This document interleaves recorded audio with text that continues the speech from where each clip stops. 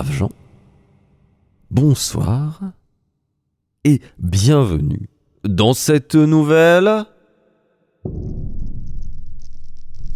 horrifique histoire.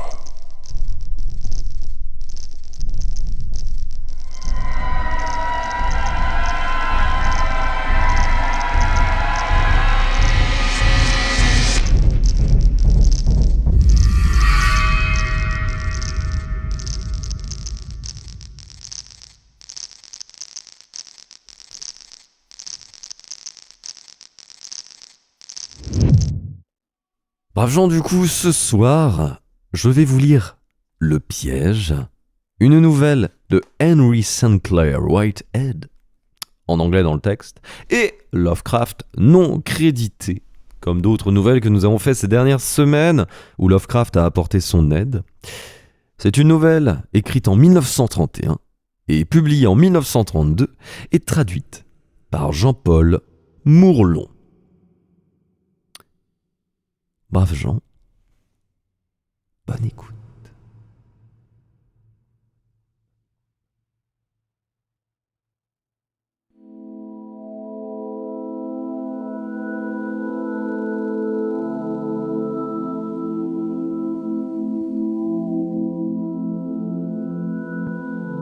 C'est un certain jeudi matin de décembre que tout commença, avec cet inexplicable mouvement que je crus discerner dans mon antique miroir de Copenhague. J'eus l'impression que quelque chose remuait, quelque chose qui se reflétait dans la glace, bien que je fusse seul dans la pièce. Je m'interrompis un instant, regardai avec attention, puis, estimant que ce ne devait être qu'une illusion, entrepris de nouveau de me coiffer. J'avais découvert le miroir, couvert de poussière et de toiles d'araignée, dans une annexe d'un domaine abandonné dans la région nord, faiblement peuplée, de Santa Cruz, aux îles Vierges, d'où je l'avais rapporté aux États-Unis. Après plus de 2 siècles passés dans un climat tropical, le verre en était trouble et la bordure dorée très abîmée au sommet. Aussi fis-je remettre en place les parties manquantes avant de déposer le tout dans une réserve avec le reste de mes affaires.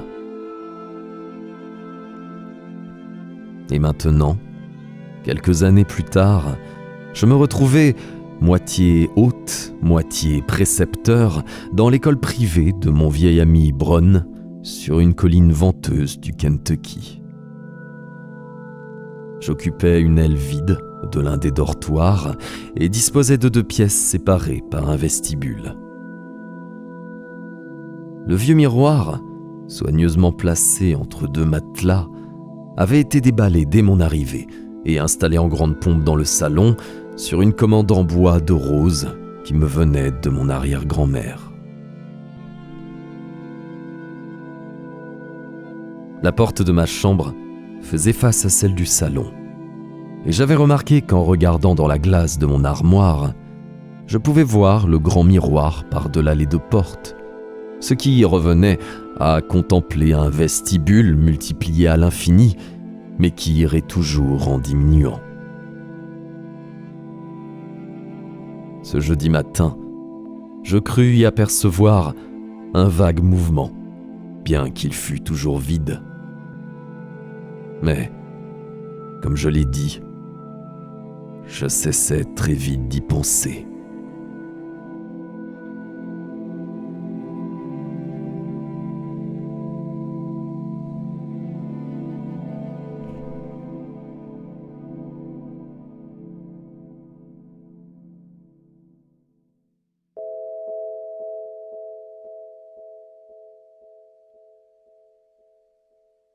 Quand j'arrivais au réfectoire, tout le monde se plaignait du froid, et j'appris que le chauffage de l'école était momentanément en panne. Très sensible aux basses températures et peu soucieux d'affronter ce jour-là une salle de classe glaciale, J'invitais mes élèves à venir dans mon salon pour un cours improvisé devant la cheminée, suggestion qu'ils accueillirent avec enthousiasme. La leçon terminée, l'un des garçons, nommé Robert Grandison, me demanda la permission de rester, car il n'avait pas de cours ce matin-là, ce que je lui accordai de bon cœur. Il s'assit pour étudier dans un fauteuil devant le feu. Au bout d'un moment, cependant, il changea de place et s'éloigna de la cheminée où je venais de remettre du bois.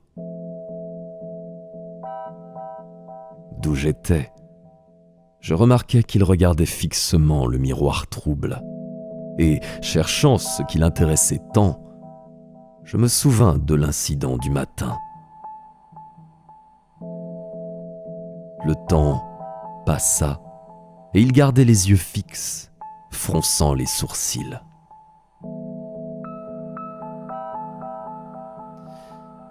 Je finis par lui demander, d'un ton très calme, ce qui retenait son attention. Lentement, les sourcils toujours froncés, il se tourna vers moi et répondit d'un ton prudent. « Ce sont les inégalités du verre, ou quelque chose comme ça, monsieur Canevin. Je constatais qu'elles semblent toutes provenir du même point. Regardez, je vais vous montrer de quoi il s'agit. » Se levant, il alla vers le miroir et plaça son doigt sur un point en bas à gauche de la glace. « C'est ici, monsieur, très exactement, » dit-il, en pivotant dans ma direction. Il se peut que, ce faisant, il ait exercé une pression sur le verre. Il retira brusquement sa main, semblant faire un effort, et émit un faible « Aïe !» puis fixa le miroir d'un air perplexe. « Que se passe-t-il » dis-je en me levant pour m'approcher. « Ah, Il parut embarrassé. « On dirait que... c'est comme si j'avais mis mon doigt dedans. C'est absurde, monsieur, mais... c'était une sensation très particulière. » Robert avait un vocabulaire étonnant pour un garçon de 15 ans. Je m'avançai et lui demandai de me montrer l'endroit exact. « Vous allez penser que je suis idiot, monsieur, » dit-il d'un air gêné. « Mais d'ici, je ne peux le dire avec certitude. Du fauteuil, cela paraissait tout à fait clair. » Très intéressé, j'allais m'y asseoir et fixai le point qu'il m'avait indiqué sur le miroir. Aussitôt, la chose me sauta aux yeux. Impossible de s'y méprendre. Vu de la position que j'occupais, toutes les volutes du verre paraissaient converger comme des fils tenus par une seule main et qui rayonneraient à partir du même endroit.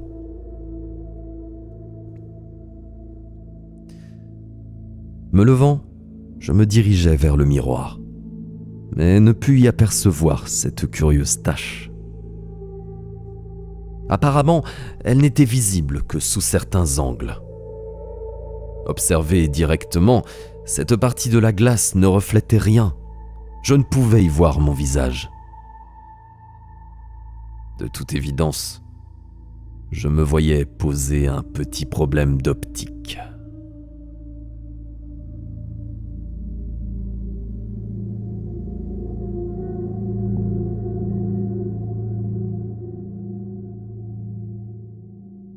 J'entendis résonner la cloche de l'école, et Robert Grandison, fasciné, dut partir en toute hâte, me laissant seul avec ma bizarre énigme.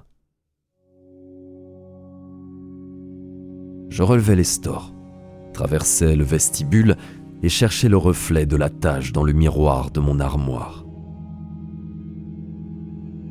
Je finis par l'y trouver, l'observai avec une intense attention, et de nouveau discernait quelque chose qui faisait penser au mouvement. Je tendis le cou, et enfin, la chose me sauta aux yeux. Ce vague mouvement était maintenant beaucoup plus net et marqué, une sorte d'effet de torsion, de tournoiement, très semblable à un minuscule mais puissant tourbillon, à une trombe ou à un tas de feuilles mortes dansant ensemble dans le vent au-dessus d'une pelouse. Il évoquait le double mouvement de la Terre, sur elle-même et autour du Soleil, comme si les spirales venaient se jeter sans fin en direction du même point à l'intérieur du verre. Passionné, bien que réalisant que ce devait être une sorte d'illusion d'optique, je perçus un effet de succion bien précis et songeais aux explications embarrassées de Robert. C'est comme si j'avais mis mon doigt dedans. Un léger frisson glacé me parcourut. Il y avait là quelque chose qui valait indiscutablement la peine qu'on s'y intéresse. Et comme je songeais à examiner la question de plus près, je me souvins de l'expression songeuse de Robert Grandison quand la cloche de l'école l'avait appelé en classe. Obéissant, il était passé dans le vestibule en regardant par-dessus son épaule. Et je décidai de le faire participer aux recherches que je pourrais entreprendre pour élucider ce petit mystère.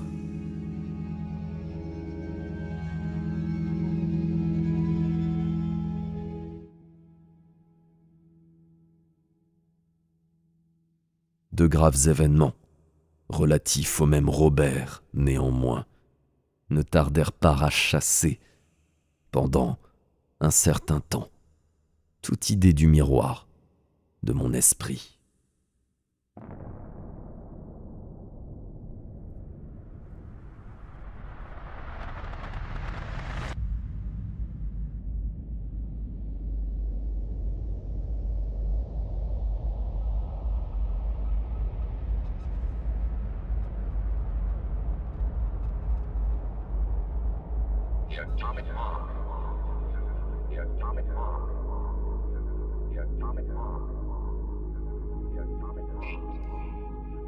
Je fus absent tout l'après-midi et ne revins qu'au moment de l'appel de 5h30, un rassemblement général auquel tous les élèves devaient obligatoirement assister. Arrivant là dans l'idée d'emmener Robert chez moi pour un nouvel examen du miroir, je constatais, avec une surprise dépitée, qu'il était absent, chose de sa part tout à fait inexplicable. Ce soir-là, Braun m'apprit sa disparition. Toutes les recherches, dans les dortoirs et dans le gymnase comme aux environs, étaient demeurées vaines, bien que toutes ses affaires, et notamment ses vêtements de ville, soient restés en place. Personne ne l'avait rencontré dehors, ou dans l'un des groupes d'élèves partis en promenade l'après-midi. Des appels téléphoniques auprès de tous les fournisseurs de l'école n'apportèrent rien. En bref, personne ne l'avait vu depuis la fin des cours à 2h30, à l'instant où il empruntait l'escalier qui menait à sa chambre, au dortoir numéro 3.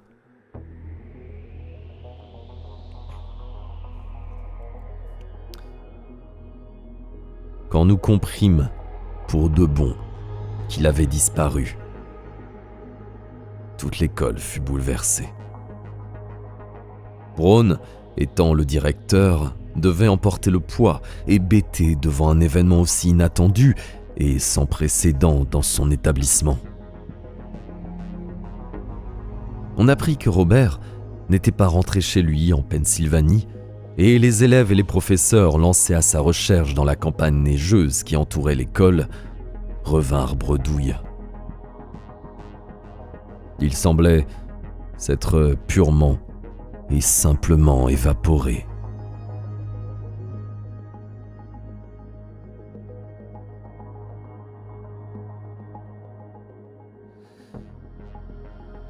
Ses parents arrivèrent le surlendemain, dans l'après-midi.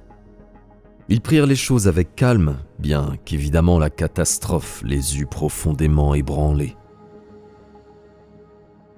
Brown paraissait vieilli de 10 ans, mais il était impossible de faire quoi que ce soit. Le 4e jour, tout le monde s'accordait à dire que le mystère restait complet. Monsieur et Madame Grandison prirent à contre-cœur le chemin du retour, et le lendemain commencèrent les vacances de Noël. Les élèves, comme les professeurs, s'en allèrent, ne songeant plus qu'aux fêtes de fin d'année. Et seuls Brown, sa femme et les domestiques me tinrent compagnie dans ce vaste bâtiment. Abandonné par ses occupants, il ressemblait vraiment à une coquille vide.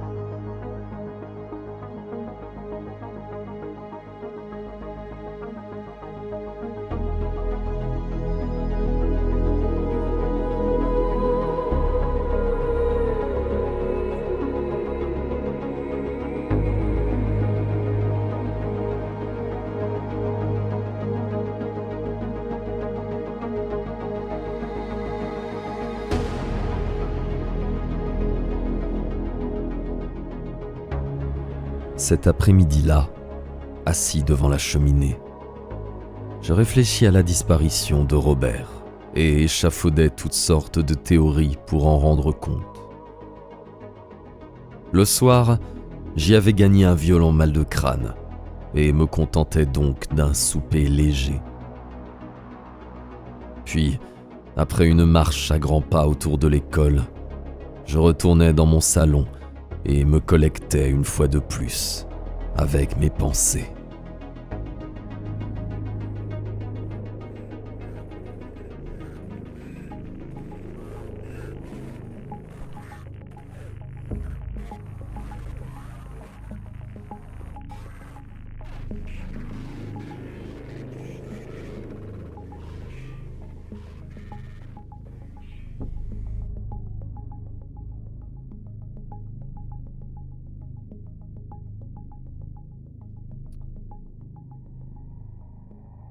Un peu après 10 heures, je me réveillais dans mon fauteuil, engourdi et glacé, après un petit sommeil durant lequel j'avais laissé mourir le feu. Je me sentis mal à mon aise, bien qu'animé par un sentiment très particulier d'attente et même d'espoir. Bien entendu, cela concernait le problème qui me tourmentait. Une idée absurde me vint au sortir de cet assoupissement inopiné. L'impression tenace qu'un Robert Grandison, grêle et à peine reconnaissable, s'efforçait désespérément de communiquer avec moi.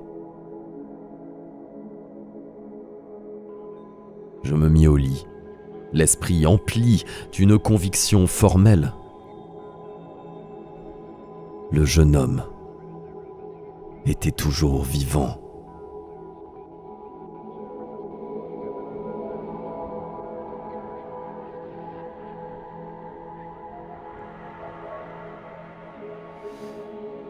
Ceux qui savent que j'ai longtemps vécu aux Antilles, où se sont produits des événements demeurés sans explication, je les suivis de près, ne seront pas surpris de me voir prêter foi à de telles intuitions. Ils ne s'étonneront pas non plus que je me sois endormi avec un désir pressant d'entrer en contact par la pensée avec le jeune garçon disparu. Les scientifiques les plus posés n'hésitent pas à affirmer, avec Freud, Jung et Adler, que le subconscient, durant le sommeil, est remarquablement ouvert aux impressions venues de l'extérieur, bien qu'elles soient rarement préservées après l'éveil. Si l'on s'avance plus loin, en tenant pour acquise l'existence de forces télépathiques, il s'ensuit que celles-ci doivent agir plus intensément encore sur un dormeur. Si je devais recevoir un message précis de Robert, ce serait donc au milieu du sommeil le plus profond. Certes, il se pourrait que j'oublie tout une fois réveillé, mais la connaissance de certaines méthodes de discipline mentale, glanées à divers endroits peu connus de la planète, me permet de retenir ce genre de choses avec beaucoup d'acuité.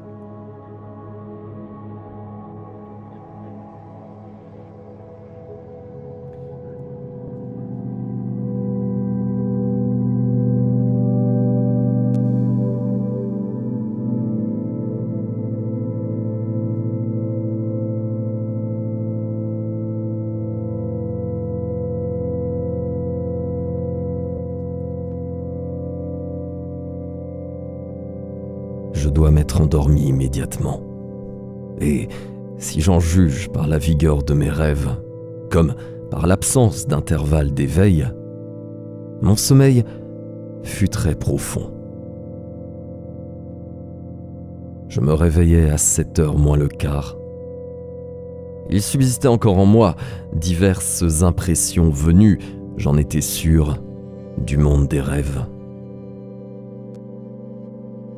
Une image occupait mon esprit, celle de Robert Grandisson, étrangement transformé en un garçon d'une morne couleur bleu sombre, tirant sur le verre.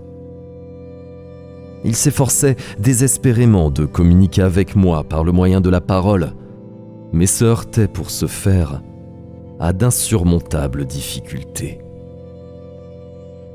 Une curieuse barrière spatiale semblait se dresser entre nous comme un mur invisible et mystérieux qui nous déroutait complètement. J'avais vu Robert de loin, aurait-on dit, et pourtant, bizarrement, il paraissait en même temps se tenir tout près de moi.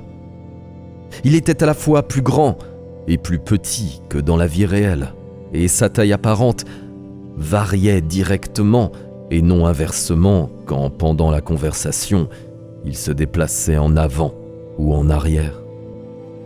En effet, il grandissait au lieu de rapetisser lorsqu'il reculait ou s'écartait, et vice-versa. Comme si, en ce qui le concernait, les lois de la perspective se trouvaient inversées. Son apparence restait diffuse et brouillée. On aurait dit qu'il n'avait plus de contours permanents. Et les anomalies de couleurs et de vêtements me plongèrent tout d'abord dans un abîme de perplexité.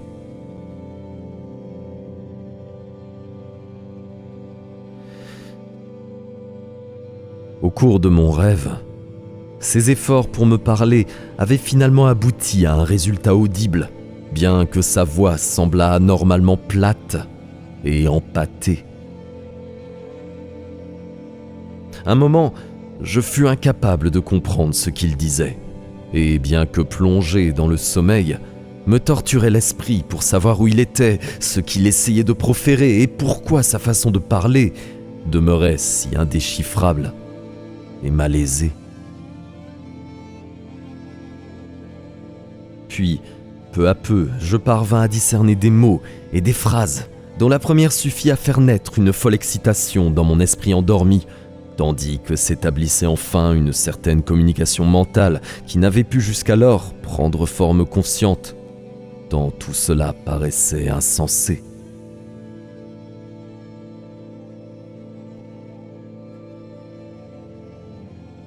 Je ne sais combien de temps, perdu dans le sommeil, j'écoutais ces mots hésitants, mais des heures entières durent s'écouler pendant que mon interlocuteur, qui me semblait étrangement loin, trébuchait sur chacune des phrases de son récit.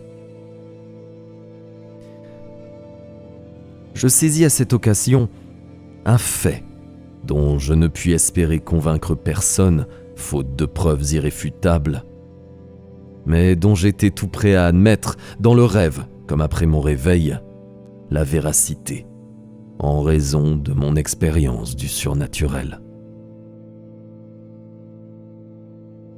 Le jeune homme, tout en éructant péniblement, observait de toute évidence les changements qui se lisaient sur mon visage. Car, lorsque je parvins à le comprendre un tant soit peu, sa physionomie s'éclaira et montra des signes de gratitude et d'espoir.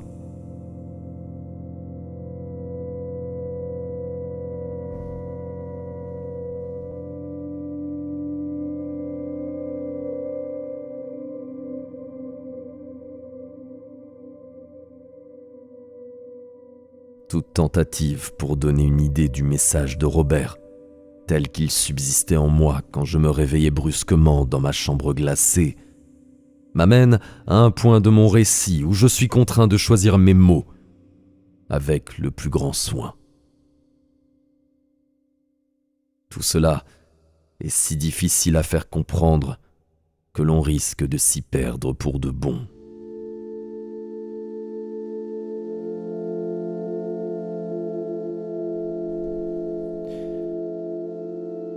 J'ai déjà dit que s'était établie entre nos esprits une connexion que la raison m'avait jusque-là interdit de formuler consciemment. Je n'hésiterai pas à préciser qu'elle était liée au vieux miroir de Copenhague, dont les mouvements que j'avais décelés, les spirales, l'impression de succion avaient exercé, sur Robert comme sur moi-même, une si inquiétante fascination. Ma conscience avait auparavant rejeté ce que mon intuition aurait voulu lui souffler. Mais elle ne pouvait plus désormais repousser d'aussi incroyables conséquences. Ce qui, dans Alice, n'est qu'une simple fantaisie, m'apparut comme la réalité même. Ce miroir était bel et bien doté d'un maléfique pouvoir d'aspiration tout à fait anormal. Celui qui, dans mon rêve, luttait pour me parler, témoignait suffisamment que cet objet violait toutes les certitudes connues de l'expérience humaine et les lois sans âge gouvernant les 3 dimensions qui nous sont familières.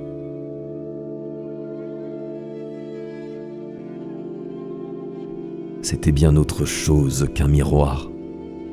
Une porte, un piège, un chemin vers des recoins obscurs de l'espace, inaccessibles aux habitants de notre univers visible, qu'on ne pouvait exprimer que dans les termes de la géométrie non euclidienne la plus complexe. Et, d'une façon incroyable, Robert Grandisson était passé de notre monde dans le miroir et restait emmuré là, en attendant sa délivrance.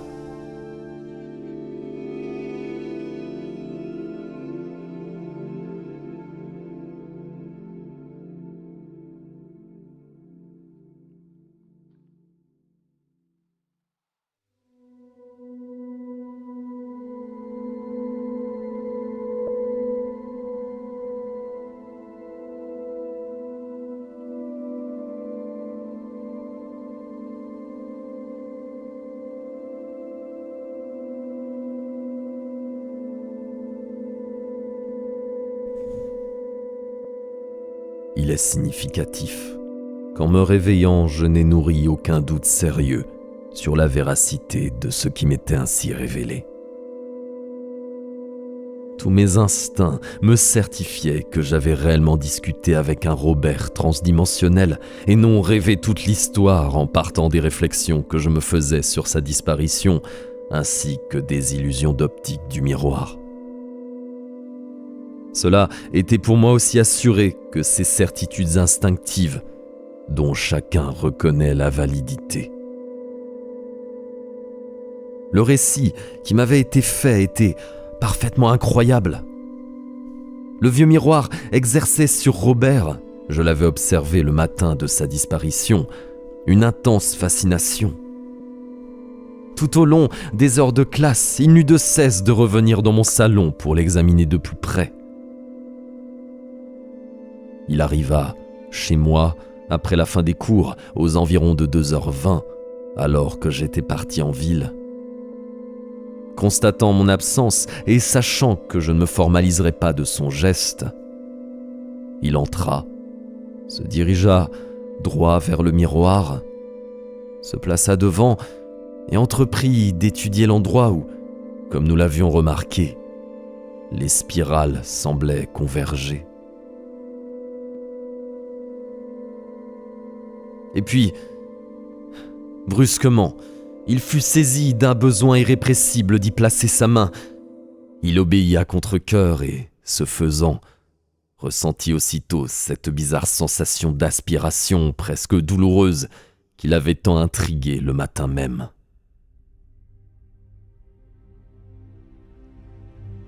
Immédiatement après, sans transition, avec une sorte de torsion qui lui parut déformer et broyer chaque os et chaque muscle de son corps, sectionner et comprimer tous ses nerfs. Il avait été soudainement tiré à travers pour se retrouver à l'intérieur.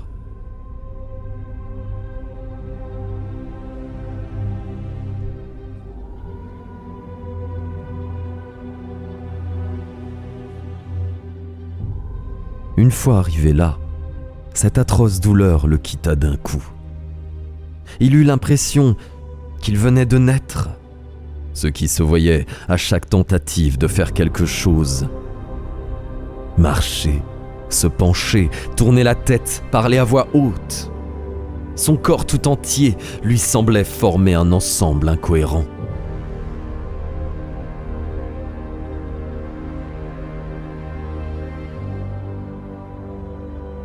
De telles sensations se dissipèrent au bout d'un temps assez long, et son organisme redevint un tout organisé, et non plus une somme d'éléments mal assortis. Parler restait cependant très difficile, sans doute en raison de la complexité de l'opération qui impliquait la mise en œuvre d'organes, de muscles et de tendons très différents. D'un autre côté, ses pieds s'adaptèrent vite aux conditions nouvelles. Toute la matinée, je retournais ce problème qui défiait la raison, reliant tout ce que j'avais vu et entendu, laissant de côté un scepticisme bien naturel chez un homme sensé et réfléchissant aux moyens de libérer Robert de son incroyable prison. Ce faisant, un certain nombre de points déroutants me devinrent clairs, ou du moins plus clairs. La couleur de Robert, par exemple. Je l'ai dit, son visage et ses mains étaient d'un bleu sombre, tirant sur le vert. Et j'ajouterais que sa veste bleu marine avait pris une couleur jaune citron très pâle, tandis que son pantalon restait du même gris neutre. Comme j'y réfléchissais une fois réveillé, je compris que cela obéissait au même principe que le renversement de perspective qui, lorsque Robert reculait, le faisait paraître plus grand et plus petit quand il approchait.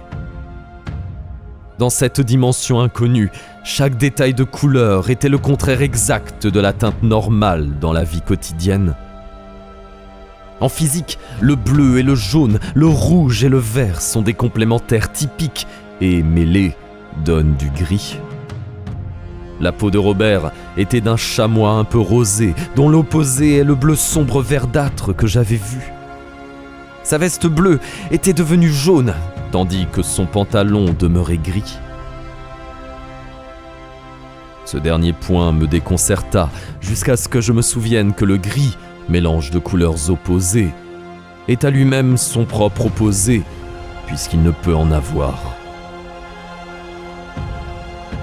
Je comprenais aussi pourquoi Robert s'exprimait d'une voix si plate et si déformée. Comme sa gaucherie, et ce sentiment dont il se plaignait fort d'avoir un corps dont les parties seraient comme mal ajustées. Ce fut au début une véritable énigme, mais après y avoir beaucoup réfléchi, je finis par en venir à bout. Là encore, c'était le fait de la fameuse inversion qui affectait la perspective et les couleurs. Quiconque se retrouve dans la 4e dimension doit nécessairement être inversé de cette façon, y compris en ce qui concerne les pieds et les mains. Il doit en être de même pour tous les organes doubles. Narines, oreilles, yeux.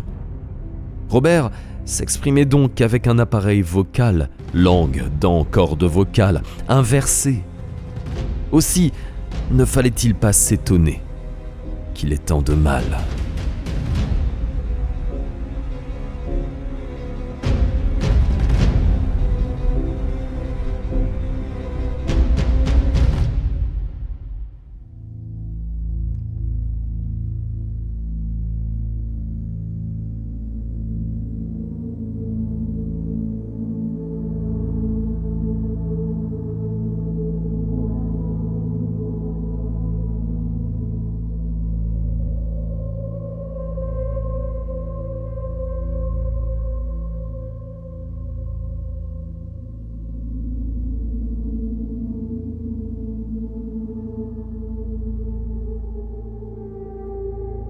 À mesure que la matinée s'écoulait, le sentiment que j'avais de la cruelle véracité et de l'urgence terrifiante de la situation révélée par le rêve ne fit que croître.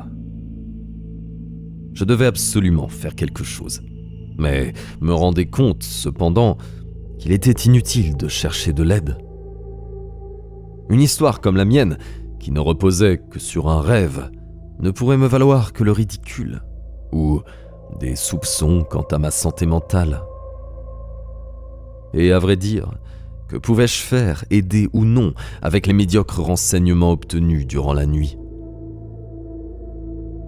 Je reconnus enfin qu'il me faudrait davantage d'informations avant même de réfléchir à un moyen de libérer Robert. Cela ne serait possible qu'à travers les conditions favorables du rêve, et je fus réconforté de songer que, selon toute probabilité, le contact télépathique reprendrait dès que je sombrerais de nouveau dans un profond sommeil.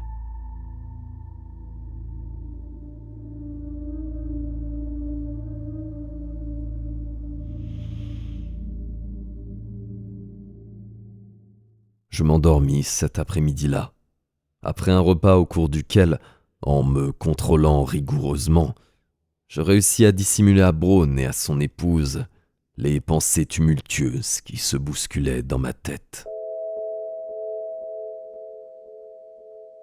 J'avais à peine fermé les yeux qu'une faible image télépathique commença d'apparaître. Et je compris vite, à ma grande excitation, qu'elle était identique à la précédente, et même un peu plus distincte. Quand elle se mit à parler, je parvins à comprendre davantage de mots.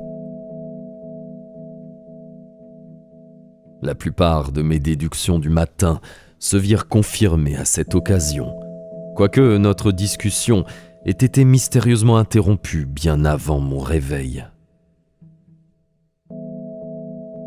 Robert avait semblé s'inquiéter peu avant que notre communication prit fin. Mais il eut le temps de me dire que, dans son étrange prison transdimensionnelle, les couleurs, comme les relations spatiales, étaient bel et bien inversées. Le noir devenait blanc, les dimensions apparentes croissaient avec l'éloignement, et ainsi de suite.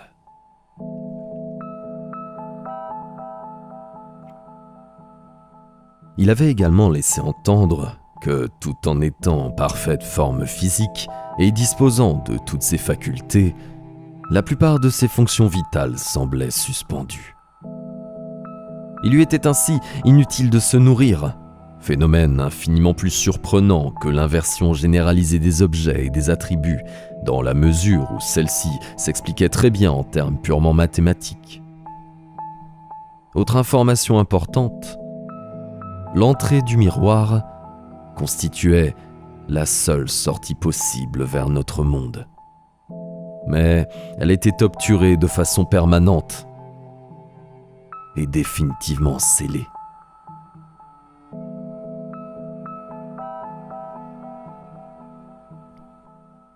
Robert me rendit de nouveau visite cette nuit-là. Au cours de son incarcération, de tels messages, reçus à intervalles irréguliers alors que je dormais, l'esprit en attente, ne cessèrent pas. Il faisait, pour communiquer, des efforts désespérés et souvent pitoyables. Parfois, le lien télépathique faiblissait, tandis qu'à d'autres moments, la fatigue, l'excitation ou la peur d'être interrompu faisaient obstacle à ses paroles. Il est sans doute préférable de présenter comme un tout cohérent ce que le jeune homme me confia lors de nos contacts mentaux, en y ajoutant de ci de là certains faits en rapport direct avec sa libération. L'information télépathique restait fragmentaire, parfois indéchiffrable. Je ne cessais pourtant de l'examiner en détail tout au long de 3 fiévreux jours. Regroupant l'ensemble, réfléchissant avec une hâte intense, car c'était tout ce dont je disposais si je voulais ramener le jeune homme dans notre monde.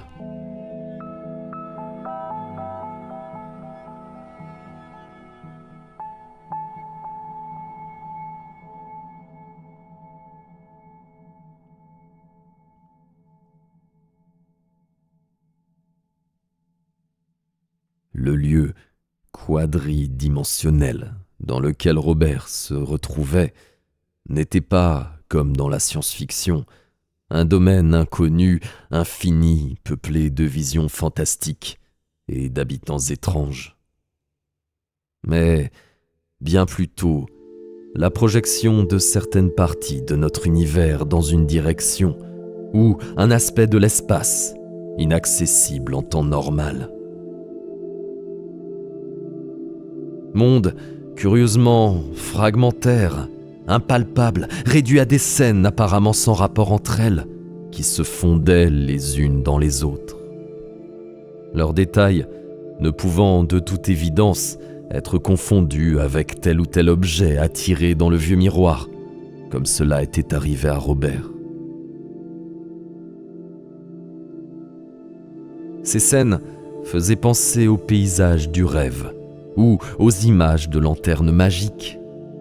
Des impressions visuelles fugitives dont le jeune homme ne faisait pas vraiment partie et qui formaient une sorte d'arrière-plan panoramique d'environnement éthéré contre lequel, ou au milieu duquel, il se déplaçait.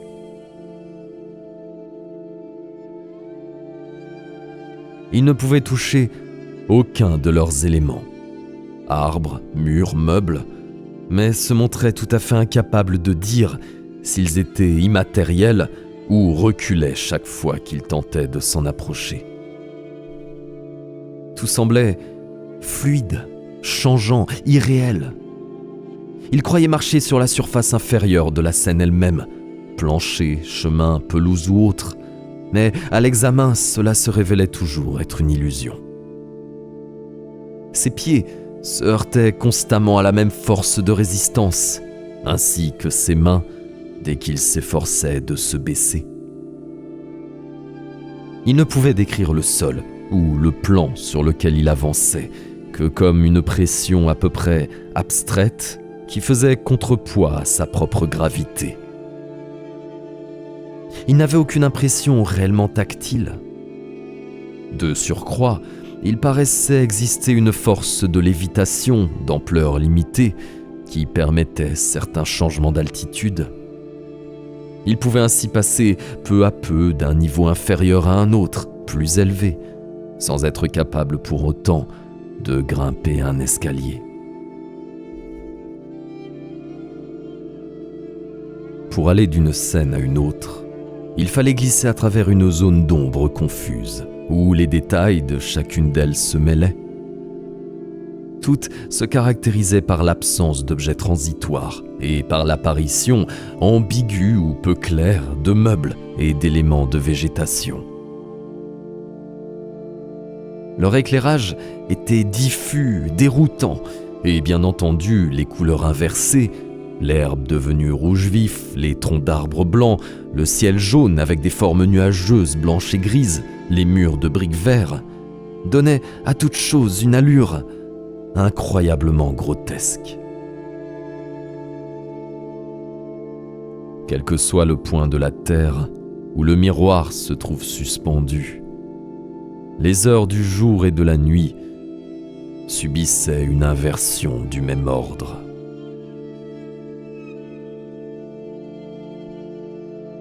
Le caractère hétérogène de ces scènes intrigua Robert jusqu'au moment où il comprit qu'elles se réduisaient aux lieux longuement reflétés dans le miroir. Cela expliquait leurs limites, très arbitraires, comme l'absence surprenante d'objets déplaçables et le fait que tous les extérieurs fussent bordés par des contours de portes ou de fenêtres. Le verre pouvait enregistrer ces spectacles intangibles à l'issue d'une longue exposition, sans par ailleurs être en mesure d'absorber corporellement quoi que ce soit. Robert était arrivé là par un processus bien particulier et tout à fait différent.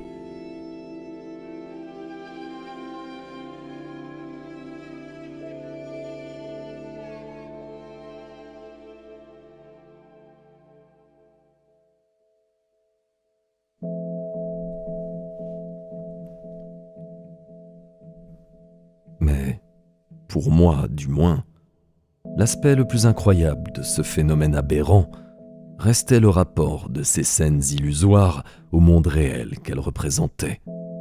Rapport qui violait de monstrueuses façons toutes les lois connues de la physique.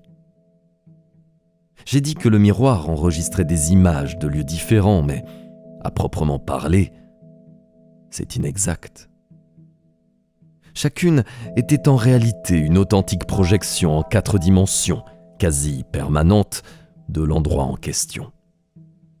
Et chaque fois que Robert se dirigeait vers tel ou tel point de l'une d'elles, ainsi dans celle de ma chambre quand il m'envoyait ses messages télépathiques, il était en fait sur Terre, dans le lieu défini, bien que soumis à certaines contraintes d'ordre spatial qui interdisaient toute communication sensorielle dans quelque direction que ce fût, entre lui et la représentation tridimensionnelle de l'endroit dont il s'agissait.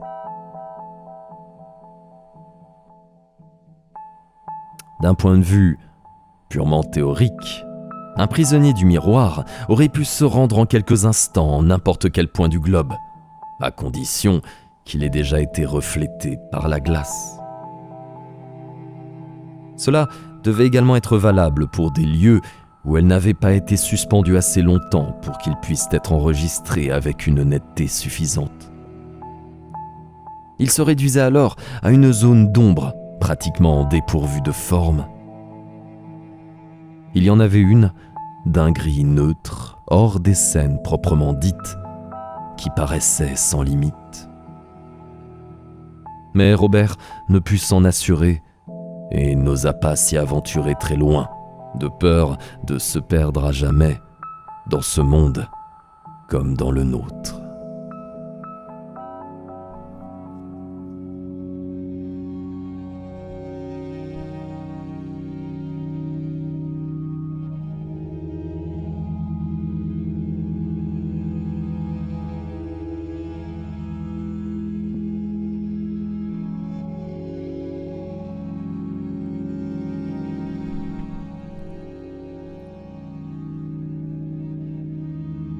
Il m'apprit en premier lieu qu'il n'y était pas seul. Plusieurs personnes se trouvaient là, toutes vêtues de costumes d'autrefois.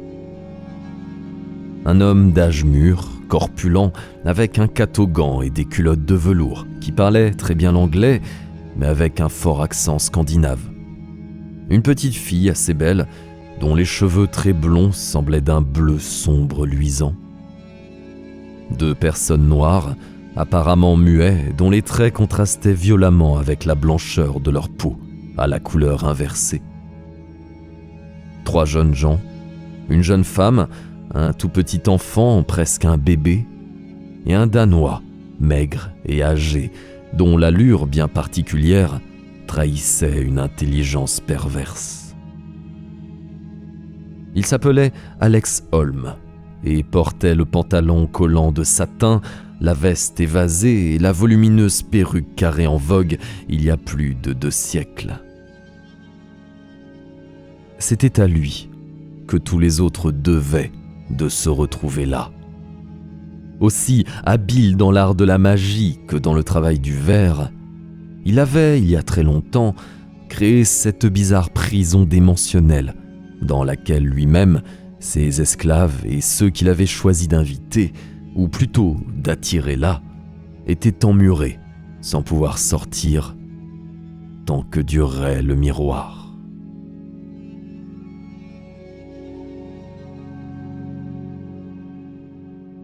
Holm était né au début du XVIIe siècle et avait d'abord mené, avec beaucoup de compétence et de succès, la vie d'un verrier de Copenhague.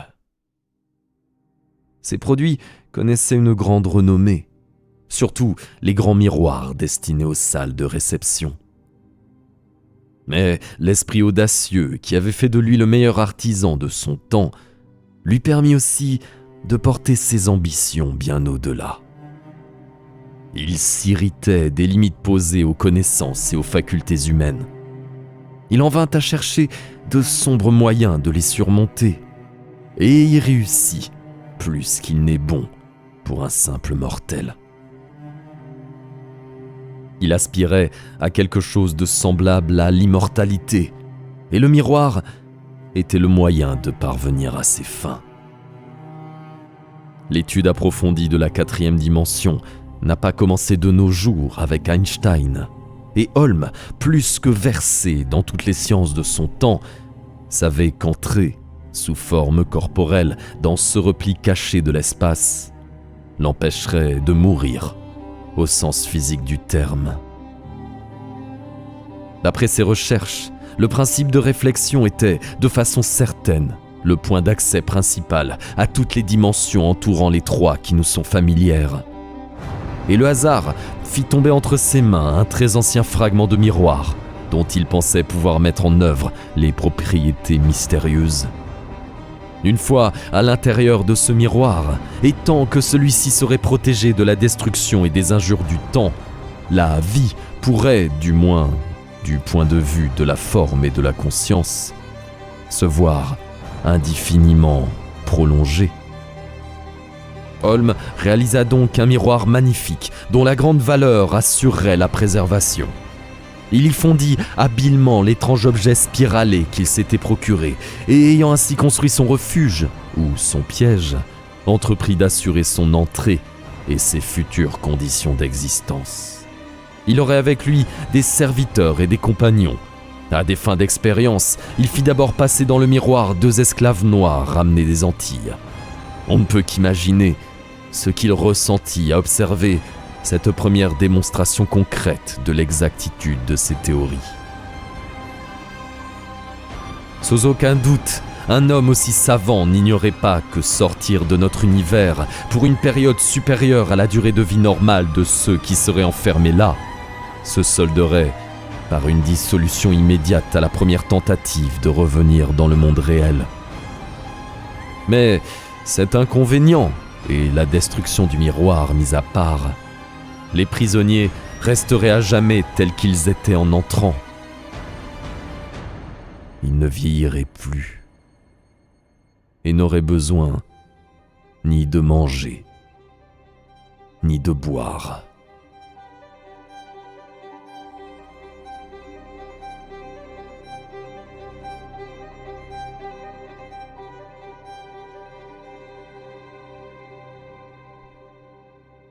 Pour rendre sa prison un peu plus tolérable, il y fit parvenir certains livres, de quoi écrire, une chaise et une table aussi solides que possible, et quelques autres accessoires. Il savait que les images reflétées ou absorbées par le miroir ne seraient pas réelles, mais se borneraient à s'étendre autour de lui comme l'arrière-plan des rêves.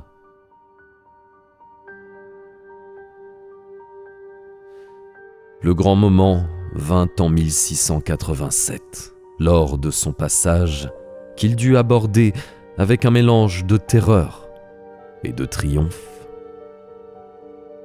En cas d'incident, il devrait faire face à l'épouvantable perspective d'entrer sans fin dans l'obscurité d'innombrables dimensions.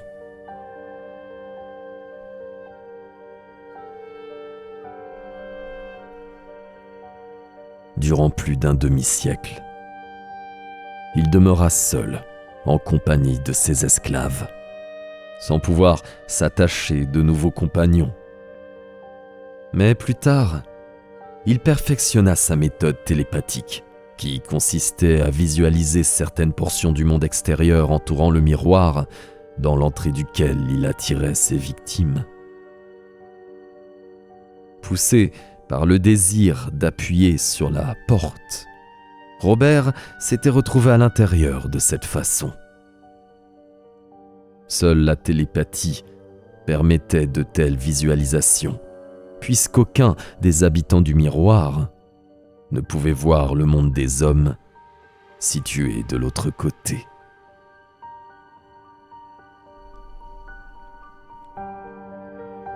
En vérité, Holmes et ses compagnons menaient une vie bien étrange. Le miroir était resté plus d'un siècle devant le poussiéreux mur de pierre du bâtiment où je l'avais retrouvé, et Robert était donc le premier à y pénétrer après toute cette période. Son arrivée constituait un véritable événement, car il apportait avec lui des nouvelles du monde extérieur qui durent vivement impressionner les plus réfléchis de ceux qui vivaient là. De son côté, si jeune qu'il fût, il ressentit avec force l'étrangeté de cette rencontre avec des gens qui avaient vécu au XVIIe et XVIIIe siècle.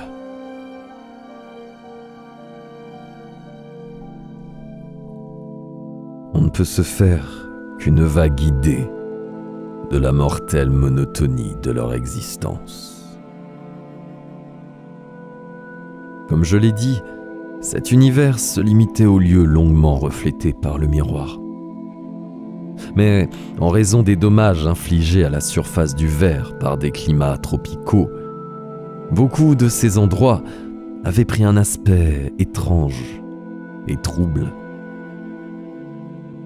Certains d'entre eux restaient agréables et lumineux, et c'est là que la petite compagnie se réunissait ordinairement. Mais aucune de ces scènes ne pouvait faire longtemps illusion. Tout y était irréel, intangible, et souvent de contours tout à fait vagues. Quand venaient les fastidieuses périodes d'obscurité, la coutume était de s'abandonner aux souvenirs, aux réflexions, aux conversations. Chacun des membres de cette assemblée, aussi bizarre que pathétique, gardait intacte sa propre personnalité, qui ne changerait plus, puisqu'insensible désormais aux effets temporels de l'espace extérieur. Exception faite des vêtements des prisonniers, le nombre d'objets inanimés contenus dans le miroir était très restreint et se limitait essentiellement à ce qu'Holmes avait apporté avec lui.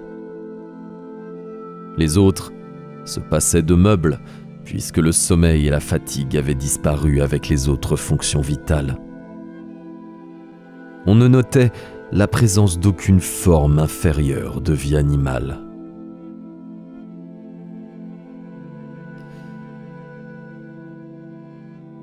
Robert obtint la plus grande part de ces informations grâce à Herr Thiele, celui qui parlait anglais avec l'accent scandinave.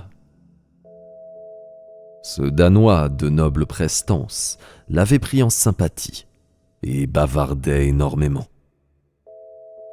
Les autres lui témoignaient la même affabilité courtoise, et Holm lui-même, qui semblait bien disposé à son égard, lui confia notamment certains détails relatifs à la porte d'entrée du piège. Toutefois, le jeune garçon, comme il me l'expliqua plus tard, avait assez de bon sens pour ne jamais tenter d'entrer en rapport avec moi quand Holm était dans les environs. Il le vit apparaître à 2 reprises alors qu'il communiquait mentalement et préféra s'interrompre aussitôt. À aucun moment je ne fus en mesure de voir l'univers derrière la surface du miroir. L'image de Robert, réduite à sa forme corporelle et à ses vêtements, restait purement télépathique, comme l'image sonore de sa voix hésitante et la visualisation qu'il avait de moi, sans jamais mettre en œuvre une vue réellement transdimensionnelle. Si pourtant il avait disposé des puissants pouvoirs télépathiques de Holm, il aurait pu transmettre quelques images très nettes, en plus de sa propre personne. Bien entendu, tout au long de cette période, je ne cessais de rechercher désespérément un moyen de le libérer. Le 4e jour, le 9e après sa disparition, je trouvai brusquement la solution. Tout bien considéré, la méthode que j'appliquais laborieusement n'était pas très compliquée, bien que je ne puisse dire à l'avance si elle réussirait. Et tout échec aurait des conséquences effroyables. Tout dépendait du fait qu'on ne pouvait sortir de là depuis le miroir lui-même. Si Holm et ses prisonniers y demeuraient enfermés en permanence, la libération devait forcément venir de l'extérieur. Il me fallait également prévoir ce que deviendraient les habitants de ce petit monde, et Holm en particulier. Ce que Robert m'avait dit de lui ne me paraissait pas très rassurant. Et je n'avais aucune envie de le laisser errer dans mon appartement, prêt, une fois de plus, à donner libre cours à son esprit pervers. Les messages télépathiques ne précisaient pas clairement ce qui arriverait à ceux qui étaient entrés dans le miroir depuis si longtemps. Restait enfin un dernier problème, mineur certes, en cas de réussite. Comment ramener Robert dans notre monde sans avoir à expliquer l'inexplicable? En cas d'échec, mieux valait n'avoir aucun témoin, ce qui m'interdirait toute relation crédible des faits si, malgré tout, je parvenais à mes fins. Moi-même, je jugeais tout cela complètement absurde dès que je laissais mon esprit se détourner des données que mes rêves me présentaient de façon si contraignante.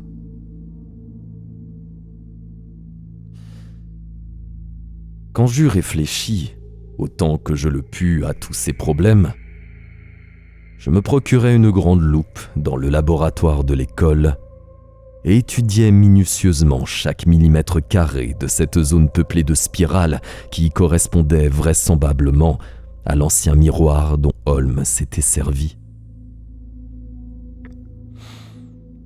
Même ainsi, je ne pus déterminer avec certitude où il s'arrêtait et où commençait la surface due au sorcier danois.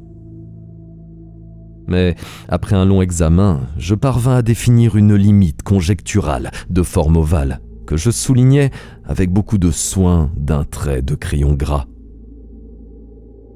Je me rendis ensuite à Stamford, où je me procurai un solide coupe-vert à molette. J'avais en effet dans l'idée de séparer l'ancien miroir, doté de pouvoirs magiques, du reste de la glace.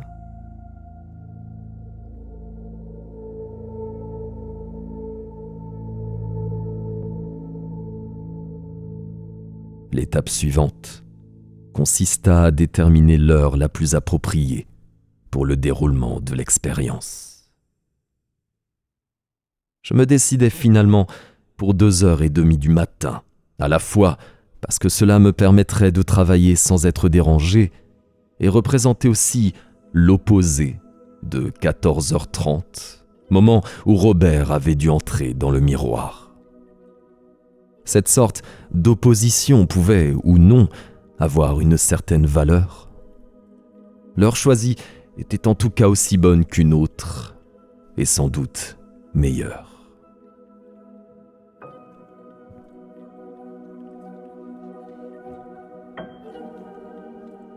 Je me mis finalement au travail, la nuit succédant au 10e jour de la disparition de Robert, après avoir baissé tous les stores de mon salon et fermé à clé la porte du vestibule.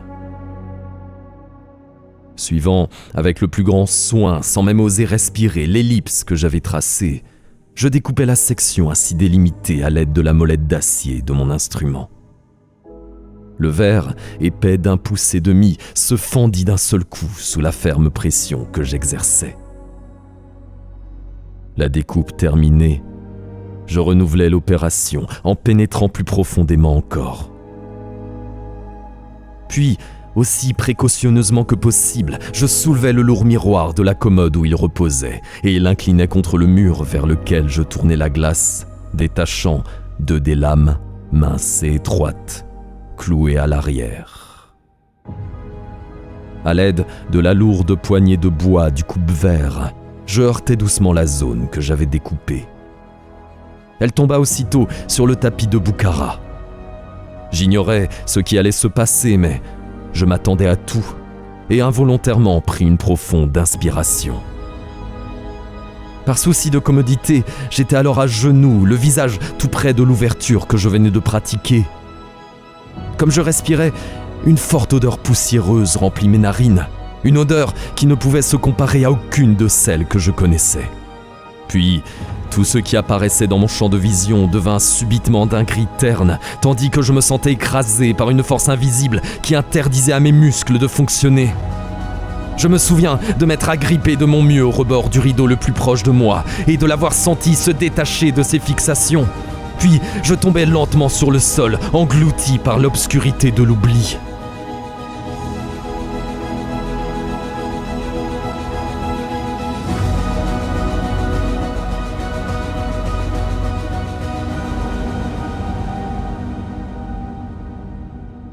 Quand je repris conscience, j'étais étendu sur le tapis de Boukhara, jambes en l'air. La même odeur poussiéreuse, hideuse et inexplicable remplissait la pièce. Mes yeux me transmirent l'image de Robert Grandisson, debout devant moi. C'était lui, en chair et en os, et de couleur normale, qui tenait mes jambes haut levées afin de faire circuler le sang jusqu'à ma tête, comme on le lui avait appris au cours de secourisme.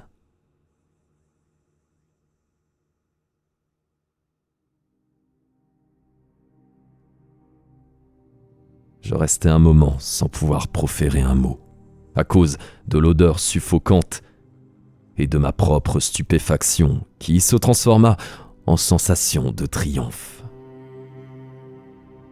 Alors, seulement, je redevins capable de bouger et de parler de façon cohérente.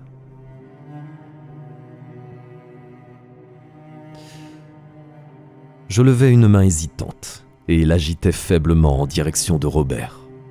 « Tout va bien, mon bon, » murmurai-je. « Vous pouvez aller laisser mes jambes. Merci encore. Je vais bien maintenant. Je crois. C'est cette odeur qui m'étouffait. Enfin, je crois. Ouvrez la fenêtre, voulez-vous, en grand, à partir du bas. Voilà. Merci. Non, laissez le store baisser tel qu'il est. » Je parvins à me relever. La circulation du sang repartait par à-coups et me redressait en m'accrochant au dos d'un fauteuil. Je me sentais encore un peu assommé, mais un courant d'air très froid venu de la fenêtre eut vite fait de me remettre d'aplomb. Je m'assis dans le fauteuil et regardais Robert qui s'avançait vers moi. « D'abord, dis-je en hâte, Robert, les autres, Holm, que leur est-il arrivé quand j'ai ouvert la sortie ?»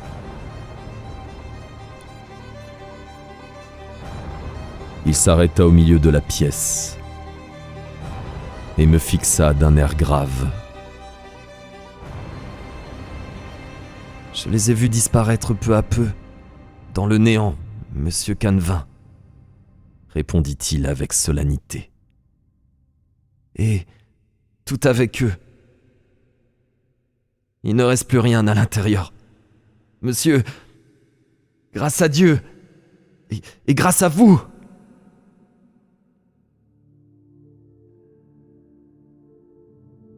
Le jeune homme, cédant enfin à la terrible pression qu'il avait endurée tout au long de 11 jours horribles, s'effondra brusquement, comme un enfant, et se mit à pleurer hystériquement, à longs sanglots secs et étouffés. Je le pris dans mes bras, le déposai sur mon divan, jetai une couverture sur lui, puis m'assis à côté, et posai sur son front une main apaisante. « Calmez-vous, mon petit, » dis-je, avec douceur.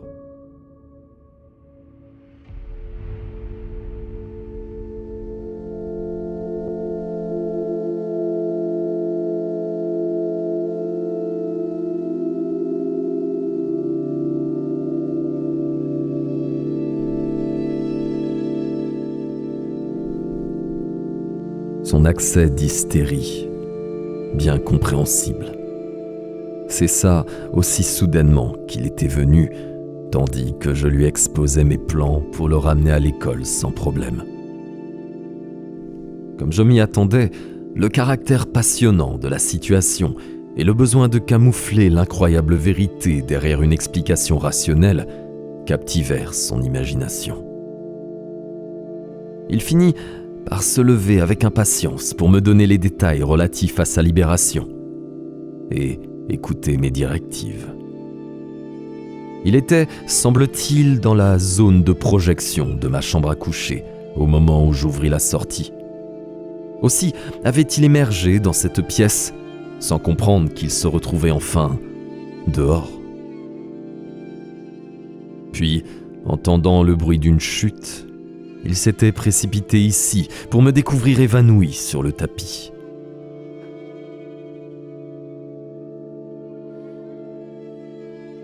Je ne mentionnerai que rapidement comment je m'y pris pour donner un tant soit peu de vraisemblance au retour de Robert. Comment je le fis sortir furtivement par la fenêtre, revêtu d'un sweater et d'un vieux chapeau qui m'appartenait, pour l'emmener jusqu'à la route dans ma voiture, que j'avais fait démarrer avec précaution, lui faire répéter une fable que j'avais mise au point, et comment je revins pour apprendre à Brown que je l'avais retrouvé. J'expliquais que, l'après-midi de sa disparition, il marchait seul sur la route quand 2 jeunes gens lui proposèrent une promenade en voiture.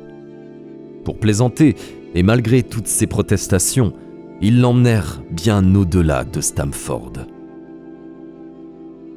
Sautant hors du véhicule à un feu rouge, il avait été renversé par une voiture qui venait en sens inverse, pour se réveiller, 10 jours plus tard, dans la demeure de ceux qui l'avaient heurté.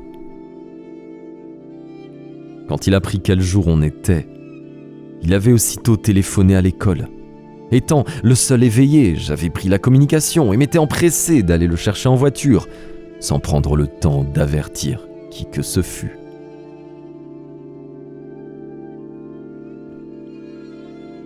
Brown prévint immédiatement les parents de Robert, sans mettre en doute mon récit, et s'abstint d'interroger le jeune homme, tant celui-ci paraissait épuisé. On convint qu'il se reposerait à l'école sous la surveillance experte de Madame Brown, ancienne infirmière. Bien entendu, j'eus l'occasion de le voir souvent pendant le reste des vacances de Noël, et put ainsi combler certaines lacunes du récit fragmentaire qu'il m'avait fait en rêve.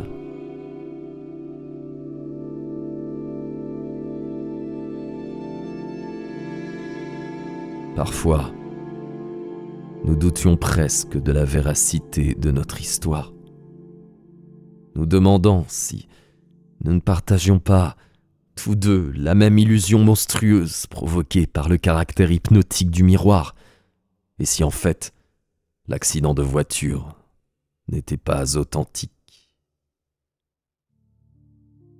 Mais chaque fois que nous en étions tentés, un souvenir abominable nous dissuadait. Pour moi, celui de Robert avec sa voix déformée et ses couleurs inversées.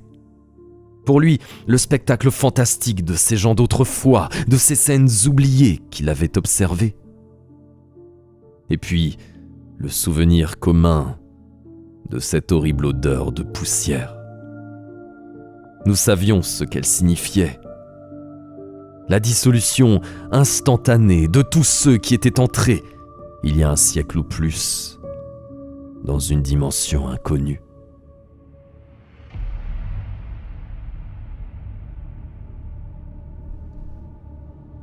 Il existe de surcroît 2 types de preuves plus convaincantes.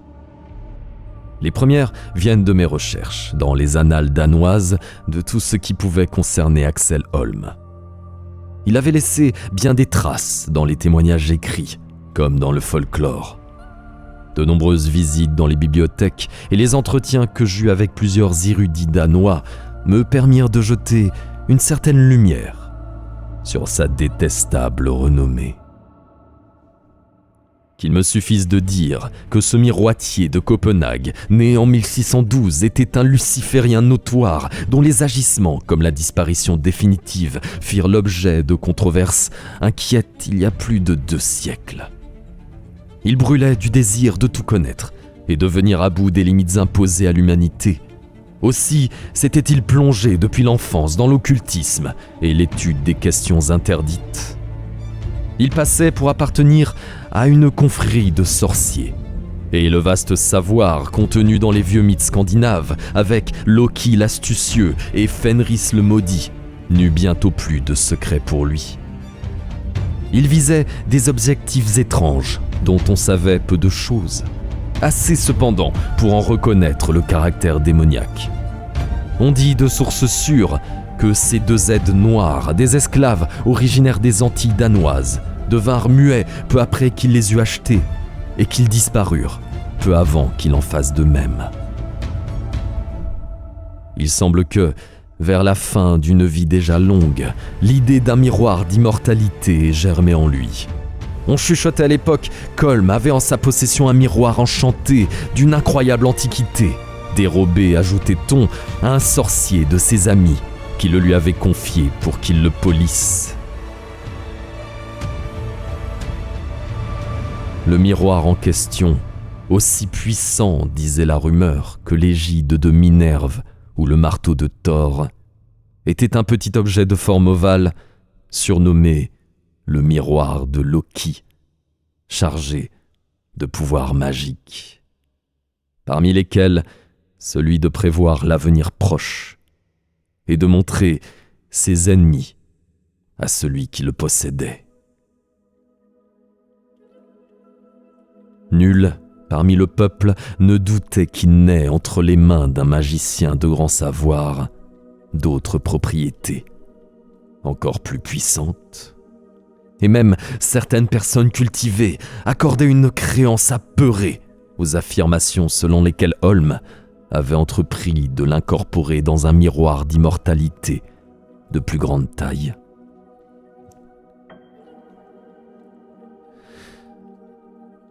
Sa disparition en 1687, suivie de la vente et de la dispersion de ses biens, donna naissance à des légendes fantastiques, toujours plus vivaces.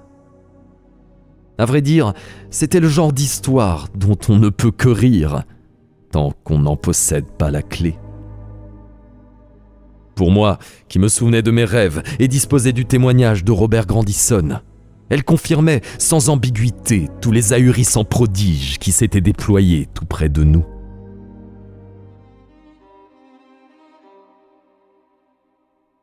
Mais, comme je l'ai dit, je peux encore arguer d'une autre preuve, quoique d'un caractère très différent. 2 jours après sa délivrance, alors que Robert, déjà presque rétabli, plaçait une bûche dans la cheminée, je remarquai chez lui une certaine maladresse de mouvement, qui fit naître en moi une idée obsédante.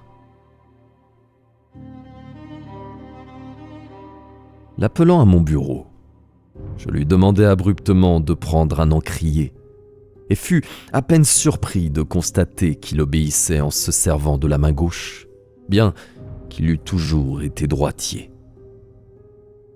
Sans l'alarmer, je le priai de bien vouloir déboutonner sa veste et de me laisser écouter son rythme cardiaque. Je me rendis compte en posant mon oreille contre sa poitrine, mais je ne lui en fis part que quelque temps après, que son cœur battait désormais à droite. Il était pourtant entré droitier dans le miroir, tous les organes internes en position normale. Cette inversion durait sans aucun doute toute sa vie. Une telle transformation, impossible à nier, montrait bien que ce passage d'une dimension à l'autre n'avait pas été une illusion. S'il y avait eu une sortie naturelle dans le miroir, Robert aurait vraisemblablement subi une nouvelle inversion pour revenir dans notre monde parfaitement normal, comme pour la couleur de sa peau et de ses vêtements. Le délivrer de force, toutefois, eut très certainement des conséquences inattendues. Les dimensions ne purent se corriger elles-mêmes, comme ça avait été le cas pour les fréquences chromatiques. Je n'avais pas seulement ouvert le piège de Holm, je l'avais détruit. Quelques-unes des inversions durent disparaître lors de l'évasion de Robert. Il est important de noter qu'à ce moment, il ne ressentit aucune douleur comparable à celle éprouvée lors de son arrivée. Si j'avais procédé de manière plus brutale, je tremble à la pensée des douleurs monstrueuses qui, par la suite, auraient pour toujours été les siennes. J'ajouterai qu'après ma découverte, j'examinais les vêtements qu'il portait quand il était prisonnier du miroir, pour constater, comme je m'y attendais, que les poches, les boutons et tous les détails correspondants avaient eu aussi connu ce genre d'inversion. En ce moment même, le miroir de Loki, tel qu'il tomba sur mon tapis de Bukhara, repose sur une liasse de documents placés sur mon bureau, ici, à Saint-Thomas, vieille capitale des Antilles danoises, devenue aujourd'hui les îles Vierges américaines. Plusieurs collectionneurs de verres de sandwich ont déjà dû y reconnaître un fragment dépareillé de ce vénérable matériau américain. Je me dis pourtant que mon presse-papier est une relique d'un métier infiniment plus subtil et plus ancien. Je me garde bien pour autant de détromper les amateurs.